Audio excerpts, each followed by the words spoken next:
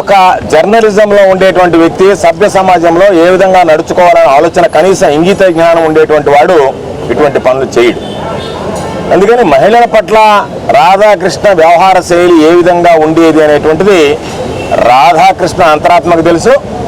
పాపం రాధాకృష్ణ వేధింపులు భరించలేక ఈ లోకాన్నే విడిచిపోయినటువంటి ఆయన భార్యకి తెలిసి ఉంటుంది.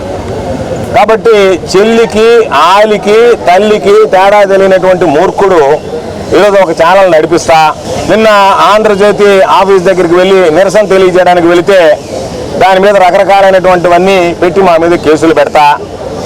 రాధాకృష్ణ గుర్తుంచుకోవాల్సింది, ఈరోజు పోలీసులు గుర్తుంచుకోవాల్సింది, సాక్షి ఏమి రాయలే, మామూలుగా రాసిన దానికే సాక్షి ఆఫీసులకు వెళ్ళి తగలబెట్టారు. వెళ్ళి పాపం కొంతమంది జర్నలిస్టులు అయ్యా మా కార్యాలయాల మీద దాడులు చేస్తున్నారు అని అంటే మేమేం చేయలేమండి, మీ మానాన్ని మీరు ఏదో ఒక విధంగా ఆఫీసుకు తాళాలు వేసి వెళ్ళండి అని చెప్పి పోలీసు అధికారులు సెలవు ఇచ్చారు. అటువంటిది నిన్న మేము ఊరికే నిరసన తెలియజేయడానికి పోతే దానికి 4 దారులు ఉంటే 4 దారుల దగ్గర బ్యారికేడ్లు, దాని మీద మళ్ళా రోడ్డు మీద ఉండేటువంటి కంప ముళ్ళ కంచెలు రకరకాలైనవన్నీ వేసి ఇబ్బందులు పెట్టి ఈరోజు దాని మీద మా మీద ఎఫ్ఐఆర్లు కట్టేటువంటి పరిస్థితికి దిగజారిపోయారు.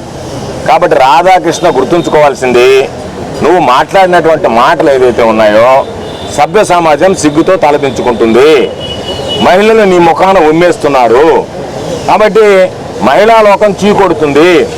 న్యూట్రల్గా ఉండేటువంటి వాళ్ళు ఎవరు కూడా ఆంధ్రజ్యోతి పేపర్ను చూడటం లేదు. ఆంధ్రజ్యోతికి సంబంధించి ఎందుకు ఈ మాట చెప్తున్నాను అంటే, నీ ఛానల్కి నీకున్న క్రెడిబిలిటీ ఏంటంటే, సార్ ఏమన్నాడు సార్ ఆంధ్రజ్యోతి రాధాకృష్ణ అని అంటే ఇదిగో ఏదన్నాడంటే ఉమ్ముతున్నారు నీ ముఖాన, అంటే చూడటం నీ ఛానల్ తెలుసుకుంటున్నారు ఏం జరిగింది అని. ఆ స్థితికి దిగజారిపోయింది నీ పత్రిక, నీ ఛానల్. పాపం నువ్వేమో నన్ను మించినటువంటి వాడు లేడు, రకరకాలైనటువంటి స్లోగన్స్ పెట్టుకొని నువ్వు బ్రతుకుతున్నావు. కాబట్టి నువ్వు ఎదుటివాడికి చెప్పేవాడికి తప్ప నీకు చెల్లెలు ఉందో లేదో మాకు తెలియదు.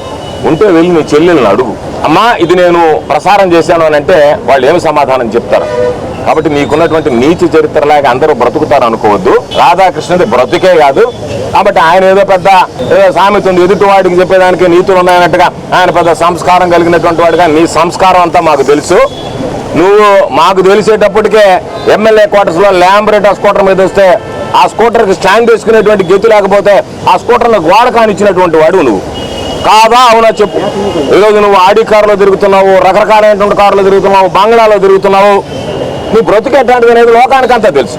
అటువంటిది నువ్వు ఏదో ఎక్కడి నుంచో ఊడిపడ్డట్టుగా చంద్రబాబుకు నువ్వు బ్రోకరేజ్ చేస్తున్నావు కాబట్టి, చంద్రబాబుకు బ్రోకర్ కాబట్టి నువ్వు చంద్రబాబు ఇచ్చేటువంటి బ్రోకరేజ్తో బతుకుతున్నావు కాబట్టి నువ్వు నేను పెద్ద జర్నలిస్ట్ అనుకోవద్దు. జర్నలిస్టుగా ఎవరు చూడడం, నేను బ్రోకర్గానే చూస్తున్నారు. నీది జర్నలిజం అని ఎవరంటే బ్రోకరిజం అని అంటున్నారు.